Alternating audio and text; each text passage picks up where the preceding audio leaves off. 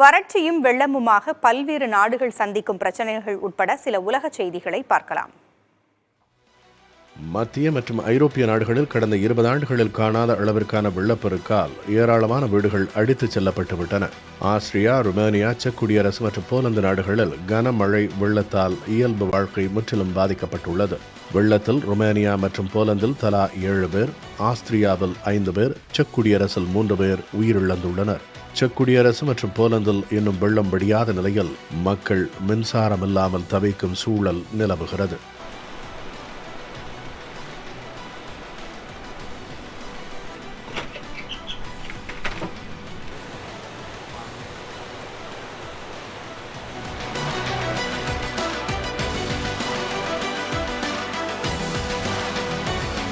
வரலாறு காணாத அளவுக்கு அமேசான் நதியில் கடும் வறட்சி நிலவுகிறது. அமேசானின் முக்கிய கிளை நதியான சாலிமோஸ் இதுவரை இல்லாத அளவுக்கு குறைவான நீர்மட்டத்தை அடைந்துள்ளது. ராய்ட்டர்ஸ் செய்தி நிறுவனம் ஹெலிகாப்டரில் இருந்தபடி பதிவு செய்த இக்காட்சிகளில் சாலிமோஸ் நதியின் கிளை ஆறான டெஃபே முற்றிலும் வறண்டிருப்பதை காண முடிகிறது.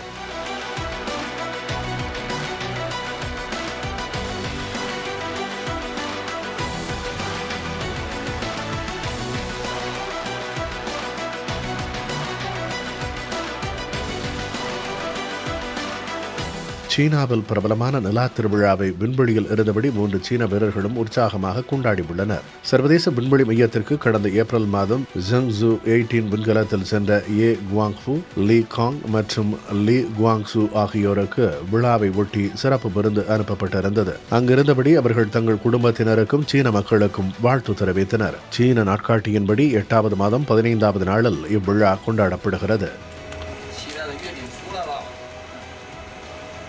别荣幸，祝大家幸福团圆，福气满满。